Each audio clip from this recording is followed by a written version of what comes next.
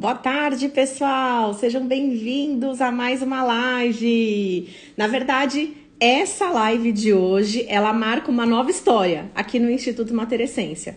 Todas as lives, né, que nós vamos fazer daqui pra frente, às terças-feiras, ao 12h45, marca uma nova jornada aqui nesse Instagram, né? O objetivo de todos esses encontros que faremos aqui semanalmente é trazer clareza, trazer um conteúdo de valor, trazer aí para você que é profissional, que é mãe, mais segurança, mais confiança. Oi, Lili, boa tarde, seja bem-vinda! Bora chamando as colegas aí pra gente aprender um pouquinho mais sobre o manejo da amamentação, desenvolver segurança, desenvolver confiança, saber exatamente ali um pouco mais sobre anatomia, sobre fisiologia e tudo que diz respeito à área materno-infantil. Então sejam muito bem-vindos, né, a essa nova fase. Inclusive, nós até demos um nome para todos esses encontros. Oi, Adailza, seja bem-vinda! Que vai se chamar Manejo em Foco. Esse é o novo programa aqui do Instagram, às terças-feiras, ao 12h45. Manejo em Foco. Olha que nome bonito, né? Então, esse nome é correspondente ao teor de qualidade, de conteúdo que vocês vão aprender daqui pra frente, gratuitamente, vai ficar gravado.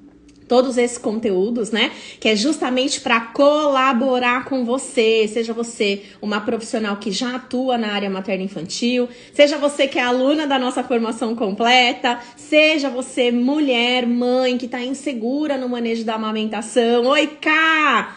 Que delícia, Ká! Adorando o curso. A Karina é uma das nossas novas alunas do Mater Pro, né, Ká? Seja muito bem-vinda aqui, viu? É uma alegria ter as meninas bem presentes e participativas, até nas jornadas gratuitas, para poder enriquecer o currículo, né? Enriquecer aí todo o aprendizado de vocês. E hoje eu trouxe um assunto muito legal para abordar aqui, que são os tubérculos de Montgomery. Quem aí já ouviu falar? Coloca aqui para mim nos comentários, enquanto eu vou colocando o título dessa aula aqui nos comentários e fixando, tá?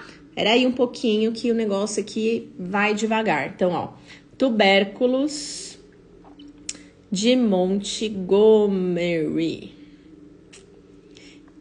Quem aí já ouviu falar dos tubérculos? Quem aí sabe ao que diz respeito? A Ana Maria tá perguntando, qual é o seu curso de amamentação? Para profissionais se chama Mater Pro, Ana Maria. Seja bem-vinda. Vamos lá, eu vou colocar uma imagem aqui para vocês para trazer um pouco mais de clareza sobre esse assunto. Todo mundo tá vendo a minha imagem aí dos tubérculos? Contem aí para mim nos comentários. É uma figura, tá? Não é uma imagem real, porque senão esse Instagram, ele, ó, faz assim com a gente, tá? É uma figura, mas muito próxima da realidade do que acontece ali na região da mama da maioria das mulheres quando ela está gestante. A Karina aqui agradecendo, consegui colocar em prática ontem sobre as contações da mãe. Quando o bebê mama, contação, tinha assistido a aula um dia antes. Cá, me explica essa contação que eu não tô entendendo. Acho que tem um errinho aí de português, por isso que eu não tô entendendo. Repete aí pra mim. A Liri dizendo, eu sei, eu sou aluna Mater Pro, sua linda. Contração, sobre as contrações da mãe quando o bebê mama. Entendi. Isso significa sobre as cólicas que todas as mulheres sentem, né? E é muito provocativo isso, né? É uma forma do corpo feminino a proteger de uma hemorragia pós-parto. E aí, por isso que ela sente contrações e cólicas. É isso mesmo, Kai. Você tinha assistido um dia antes a aula lá na formação. Que legal, tá vendo como a gente já vai colocando em prática ali os nossos conhecimentos, né? Excelente, Karine, excelente. Então é assim, pessoal. O que são esses tubérculos de Montgomery, né? Como vocês estão vendo aí na imagem, são esses carocinhos que nascem na mulher no período da gestação. E aí nos cursos de gestantes eu já abordo esse tema com elas, e todas as nossas alunas do Mater Pro também abordam sobre os tubérculos nos cursos de gestantes ou na consultoria de amamentação que fazemos na gestação ou no pós-parto. Por que é importante a gente abordar as mulheres sobre os tubérculos? Porque eles têm uma função muito importante para o bebê, para o próprio corpo feminino, e numa forma de não ter conhecimento, o que as mulheres fazem? Cutuca, tira essa barreira de proteção natural, não percebem o valor que isso tem, acreditam que para conquistarem uma amamentação de qualidade, sem dor, né, para o bebê mamar direitinho, elas têm que fazer outras coisas, como por exemplo, esfolar o mamilo com bucha, esfolar o complexo areolo-mamilar, ou então usar um sutiã bem apertado contra a mama, com um buraco no meio para o mamilo crescer. Quem aí já ouviu falar de todos esses mitos, né? E o nosso corpo, ele é muito sábio, tá? Então, eu tô com uma mama aqui, ó, justamente para dizer para vocês o seguinte. Todos nós temos os tubérculos de Montgomery desde quando a gente nasce. Em algumas mulheres, essas glândulas, esses tubérculos, eles são visíveis a olho nu, desde a época da adolescência. Em algumas mulheres, os tubérculos, eles vão ficar mais visíveis no período da gestação, especialmente após 10, 15 semanas que essa mulher está gestando, tá? Mas um público menor nunca vai ver esses tubérculos, nunca vai falar, eu tenho, não, o que é isso? Por quê? A hipertrofia dessas glândulas, às vezes, passa batido a olho nu. Então, olha só. Vou repetir aqui devagarzinho para vocês caminharem comigo nesse raciocínio. Todas as mulheres nascem com os tubérculos de Montgomery, certo? Só que eles estão ali quietinhos, eles têm uma espessura que às vezes a olho nu a gente não vê e tá tudo bem, eles estão ali. Só que no período da adolescência ou no período da gestação, por conta da ação hormonal da progesterona, especialmente da progesterona, esses tubérculos, eles tomam maior proporção, eles hipertrofiam, né? Eles ficam mais salientes em muitas mulheres. Algumas nunca vão vê-los a olho nu, porém, isso não quer dizer que ele não tá ali cumprindo a função dele, porque faz parte do nosso organismo. Assim como a gente tem glândula no canal lacrimal, que a gente faz lágrima, assim como a gente tem glândula sebácea, que libera uma oleosidade natural na pele da gente, né? Todas as mulheres têm os tubérculos de Montgomery. O que eles fazem no nosso corpo? Deixa eu tirar aqui essa imagem para eu conseguir ir falando com vocês. Pronto, voltei. O que eles fazem no corpo da mulher em toda essa região do complexo areolo-mamilar? Os nossos olhos, eles não veem, muitas vezes, os próprios tubérculos e muito menos a secreção que ele libera nessa região do complexo areolo-mamilar. Então, a função dele é protetiva e também para sinalizar o bebê de uma forma olfativa, né? De que é ali que o bebê precisa mamar, através de feromônios, né? Quem aí já ouviu falar? São comunicações olfativas que essas glândulas liberam, cheirinhos, que esse bebê, ele sabe que é ali que ele precisa abocanhar para se alimentar, né? Por isso que o bebê abre o bocão. O que a gente fala para as mulheres, né? Empina ali o nariz do bebê de encontro com o mamilo e vai quicando ou arrastando, né? E aí o bebê, então, ele recebe essa informação através desse cheirinho, através desse contato com a região perioral, e aí ele abre o bocão para abocanhar esse complexo. Tudo isso acontece porque o mamilo, normalmente, da mulher, ele é mais pontudo, né? Ou então a gente faz a prega para ele protuir um pouquinho e ficar mais fácil para o bebê abocanhar, mas também por conta dessa questão do cheirinho que os bebês sentem quando vai abocanhar essa região, tá certo? Então, essa é uma das funções dos tubérculos de Montgomery. A outra função que esses carocinhos têm, pessoal, é de hidratar, de cuidar do pH do complexo areolo-mamilar. Então, olha só, o leite materno, ele é rico em diversas substâncias, mas ele também entra em estado de putrefação, por exemplo, quando a mulher tá com absorvente de mama, aquele leite vaza e o leite que vazou ali no absorvente de mama, ele começa a entrar em estado de putrefação, logo que ele sai do corpo da mulher, né? Ele se decompõe, ele perde nutrientes e as bactérias e fungos começam a crescer ali naquele absorvente de seio, justamente porque o leite saiu e ele começa a se aquecer em contato com a pele da mulher. A mama é muito quente, a mama de uma mulher que está amamentando, por conta do aumento da vascularização, essa mama ela é muito quente. E aí esse leite em contato com a mama que tá ali no absorvente, ou na concha de amamentação, ou na rosquinha, ou até no sutiã molhado, né? Ele entra em estado de putrefação muito rápido. Mas a secreção sebácea que os tubérculos de Montgomery liberam aqui nessa região, cuidam de promover um equilíbrio ácido-base, que é o equilíbrio do pH.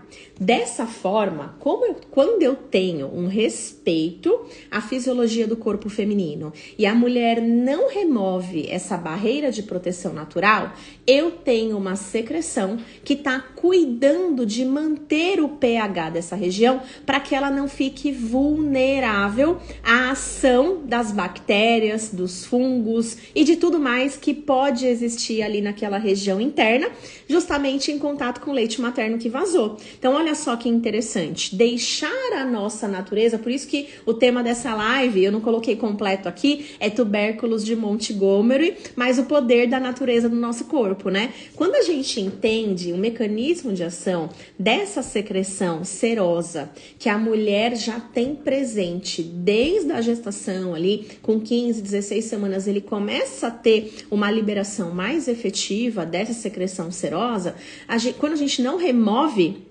né? A gente tá respeitando a fisiologia do corpo da mulher, respeitando essa barreira de proteção natural. Aí, ao contrário disso, esfolar a mama com bucha. Então, quem aí já ouviu falar, por exemplo, que quando a mulher esfola o mamilo com bucha, ela tá deixando essa mama mais calejada para o processo da amamentação? Isso é um grande erro. Primeiro, porque a gente está promovendo microlesões nessa região e nada garante que na hora dessa cicatrização de microlesões, esse tecido vai estar mais resistente. Isso é mito. Mas, esse esfregaço, essa bucha, essa ponta de toalha depois do banho que passa ali, na verdade a gente está removendo essa camada de proteção natural. Então essa mama, ela não fica só mais sensível pelo atrito desses objetos na região da mama, mas ela também fica vulnerável a uma proliferação bacteriana ou fúngica por conta de todo esse processo que eu já expliquei aqui anteriormente, tá? Então, olha só a importância dessa secreção em contato ali com essa região. Uma outra função dela é hidratar. Só que daí, a mulher que não tem clareza desse conhecimento ou o profissional que não entende isso de uma forma profunda, ele não alerta a mulher de que o excesso de sabão na hora do banho remove essa barreira de proteção natural, né? Então, essa região da areola no período da gestação, ele tem que ser cuidado, assim como a nossa região vaginal, né? Hoje a gente já sabe que tem inúmeros produtos específicos de higiene íntima. Para a região do complexo areolo-mamilar, na gestação, a gente ainda não tem produtos específicos. Então, o que é muito sábio, né? O que a gente precisa fazer para permitir que o corpo da mulher, né, atue nessa região de uma forma que de fato previna a lesão mamilar, previna proliferação bacteriana e fúngica, né? Aumente essa conexão do bebê quando ele nascer através desse guia olfativo, né? Não lavar essa região na hora do banho com muito sabão. Aline, mas olha, eu lavei o cabelo e o shampoo escorreu ali na região da mama. Escorrer um sabão, gente, é muito diferente dessa mulher encher a mão de sabão e vir aqui no complexo e, ensaboar. E é isso normalmente que elas fazem, né? Então, nós nós, consultores materno-infantil, que nos habilitamos em aleitamento materno, a gente tem a missão de levar para essas famílias uma orientação de muita qualidade, né? Quando a gente diz que além de não esfolar a mama, não friccionar objetos, toalha, para deixar esse mamilo mais resistente, mas também não usar sabonete, não usar pomada de lanolina, não usar outros produtos, a gente também está fortalecendo que essa fisiologia atue a favor dela.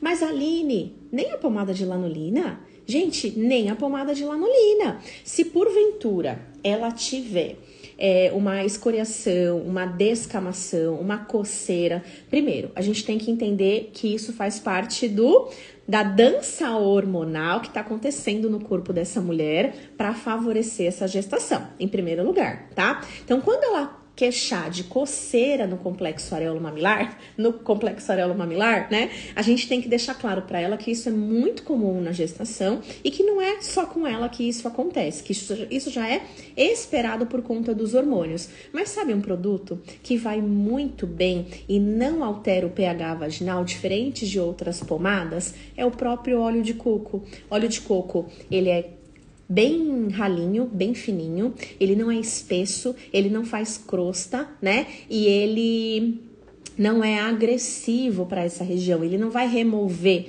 a secreção natural do corpo dela e ele tem propriedade antifúngica, tá? Então é só uma sugestão de algo muito natural que não atrapalha a fisiologia do corpo da mulher, mas que também pode ser muito útil.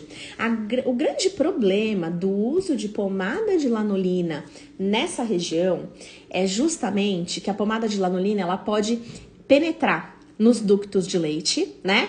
E calcificar no interior desses ductos. Quando a gente usa a pomada de lanolina no período do pós-parto, que ela é um hidratante que ajuda muito ali nas escoriações, naquela sensação de assado mamilar, a gente tem leite saindo com bastante frequência que vai limpando esses ductos de leite. Então, a possibilidade dessa lanolina entupir os ductos, né, calcificar nos ductos é muito menor.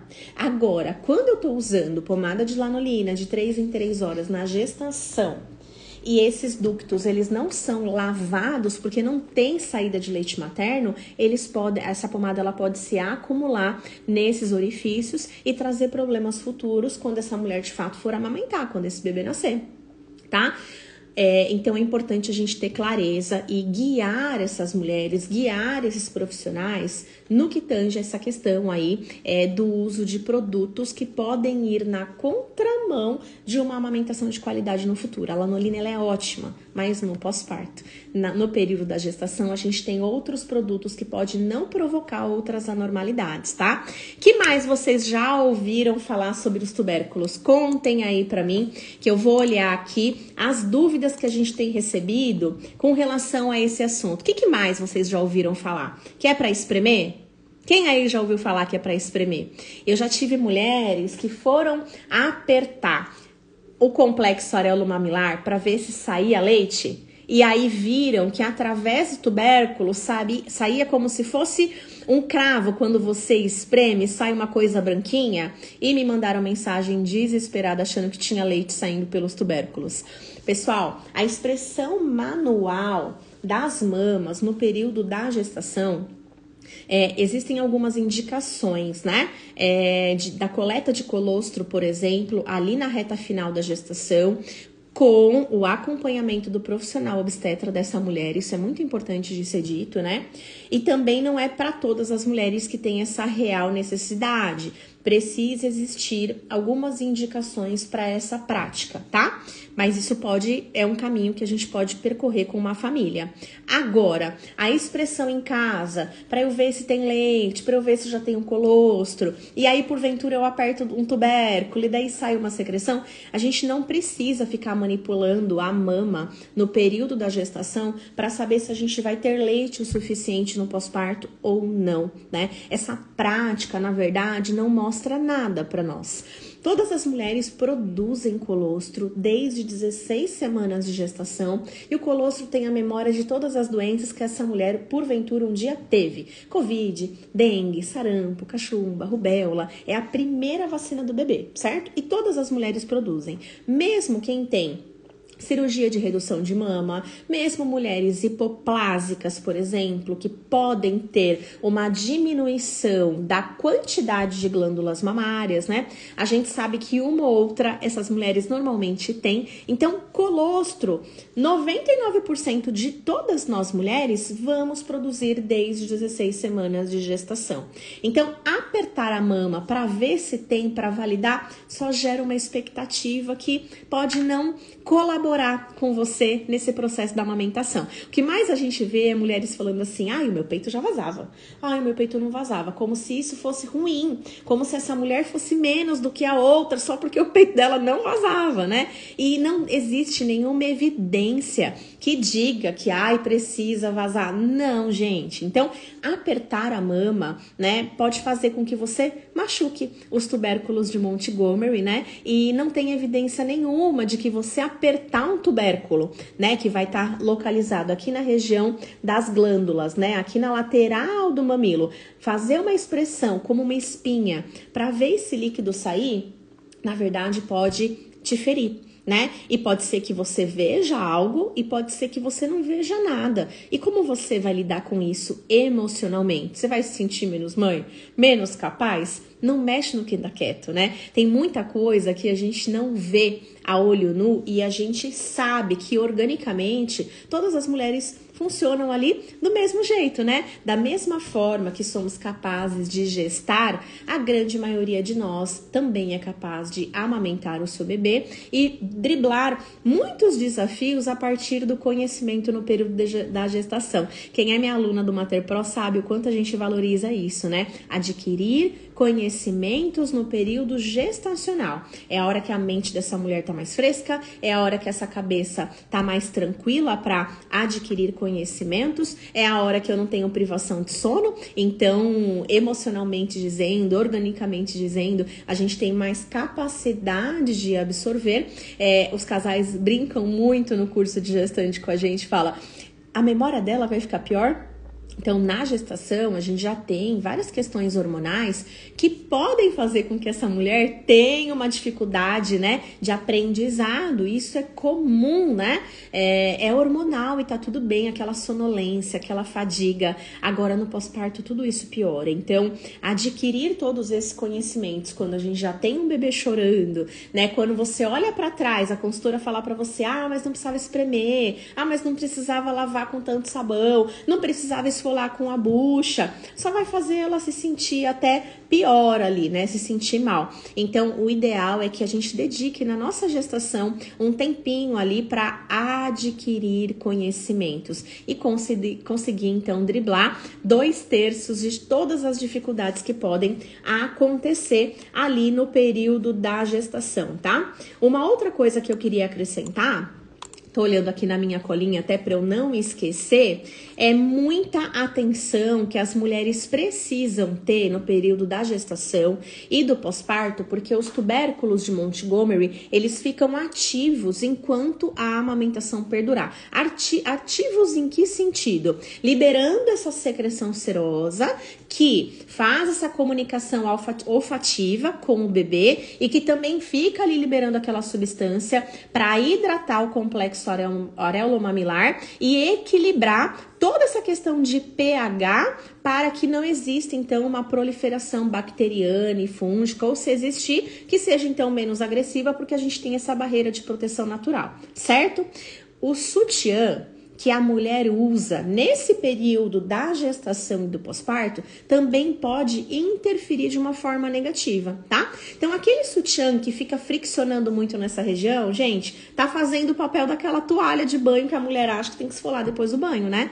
Então, aquele sutiã que não deixa a mama respirar, também pode estar impactando de forma negativa, tá? O ideal é que a gente sempre faça uso de sutiãs que ofereçam boa sustentação para todo o corpo da mama, e aí dessa forma, quando a gente tem uma boa sustentação, eu tenho um complexo areolo-mamilar que roça menos nesse tecido do sutiã, e aí por consequência, né, quando eu tenho menos atrito, além de não existir a remoção dessa secreção serosa dos tubérculos de Montgomery, a gente também não vai ter eventuais coceiras e descamações, que é uma das queixas mais comuns de mulheres grávidas, né? Enquanto as alterações hormonais estão acontecendo na mama para favorecer a amamentação no futuro. É justamente essa coceira, essa descamação que faz as mulheres procurarem dicas, a gente encontra muita coisa errada aí na internet, né?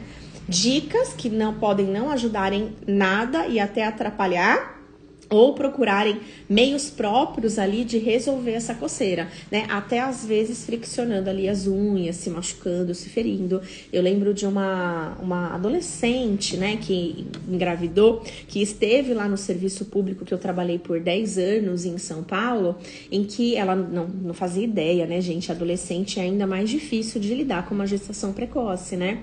E ela tava toda arranhada, tinha a marca das unhas dela assim, ó, dela coçar toda essa região, né? E na gestação a gente não pode fazer laser para cicatrizar essas lesões. Então foi muita conversa pra gente poder parar de friccionar as unhas ali naquela região, né? E na época a gente já começou o protocolo do óleo de coco e foi muito resolutivo para diminuir essa queixa, essa ardência, esse incômodo nessa região. Depois de uma semana a cicatrização já estava acontecendo, os arranhões fizeram casquinhas e a mama já não estava tão cor-de-rosa do jeito que estava, mostrando ali que estava de fato bem irritada, sabe? Tava mais branquinho ali a região. Então, quando a gente entende que o nosso corpo é muito sábio, a gente vai lidando melhor com tudo isso, não é mesmo? Então, falando dessa questão do sutiã, sutiã apertado contra o corpo, apertado não no sentido, gente, da mulher se sentir sufocada, mas apertado oferecendo boa sustentação. A gente encontra isso em sutiãs que tem boa elasticidade. E, gente, sabe o que eu amo de recomendar para as mulheres grávidas? Top de academia. É tão efetivo porque ele oferece uma respiração adequada com o meio, né? Então, dificilmente você vai usar um top e esse top, ele vai impedir o suor da mulher, a comunicação com o externo, né? Agora, sutiãs com bojo, por exemplo, eles oferecem um abafamento nessa região e aí favorece a proliferação de micro-organismos, o suor do corpo da mulher ficar calado ali dentro daquele bojo, né? E aí exige também da mulher muito mais higiene, porque esse sutiã, ele tem que ser lavado ali, né? Com muita frequência, até trocado mais que uma vez ao dia, porque a mulher transpirou. Então, especialmente nessa fase da gestação e do pós-parto, sutiãs com bojo não são bem-vindos. Agora não é hora da gente pensar e ficar com aquela mama redondinha com o bojo. Agora é a hora da gente pensar em como favorecer todas as próximas fases que virão no ciclo gravídico de uma mulher, né? Favorecer essa questão da ventilação, favorecer que o seu corpo atue para te defender, para te proteger e para oferecer aí no futuro o melhor leite do mundo para sua criança, que você pode ter certeza que não existe igual, que é o leite materno. Mas a média da amamentação no nosso país é de apenas 54 dias. E a maior razão para o desmame de um bebê no peito é qual, gente? É dor. E por que as mulheres têm tanta dificuldade, né, no manejo da dor, sentem tanta dor, fissura, sangramento na região do complexo areolo-mamilar? Justamente porque os erros começam no período da gestação. E você, que é mulher ou que é profissional, que ficou comigo aqui até o final dessa live, agora já sabe qual é o objetivo dos tubérculos de Montgomery, né? O que ele faz, qual que é o papel, quando que ele nasce, né?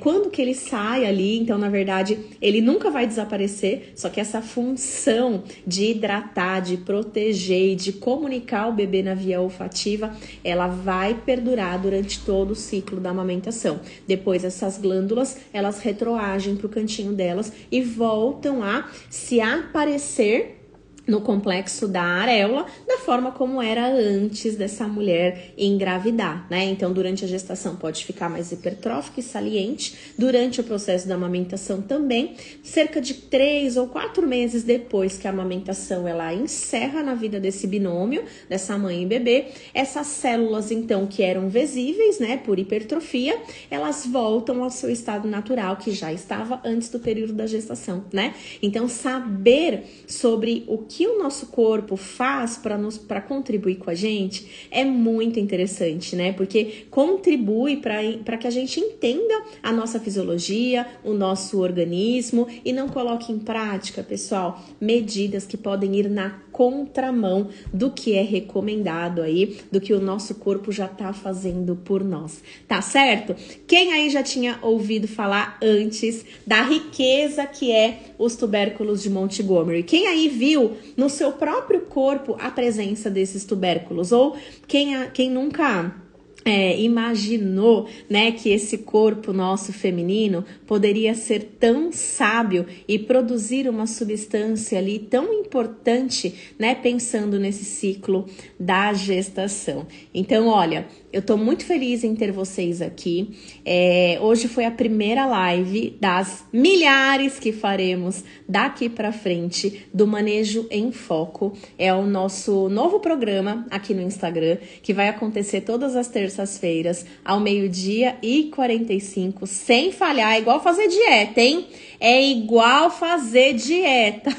Esse programa aqui, ó, Manejo em Foco, vai acontecer todas as terças-feiras para que eu possa contribuir aí na jornada dos profissionais que estão aqui nesse Instagram, né? Das mães que passam por aqui todos os dias, de quem tá namorando, né? Essa possibilidade de atuar com mulheres através do aleitamento materno, e a gente vai deixar salvo aqui esse conteúdo para contribuir com todos vocês, tá certo? A Elisângela dizendo, eu assisti a aula ontem sobre os tubérculos, eles são incríveis, né, Eli? O nosso corpo, ele é muito sábio, né? A gente olha para toda essa história e fala, nossa senhora, o nosso corpo, ele é muito sábio, é muito inteligente mesmo. A Karine dizendo, eu vi e espremi.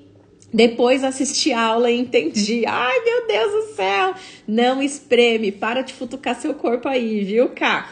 Pessoal, um beijo enorme, muito obrigada, foi um prazer trazer aqui para vocês mais um conhecimento de qualidade. Deixem os tubérculos em paz, tá certo? Vamos levantar essa bandeira da paz aí para que ninguém fique futucando os tubérculos que fazem parte do nosso corpo e estão ali somente para nos proteger e favorecer o aleitamento materno, tá certo? Um beijo enorme para vocês.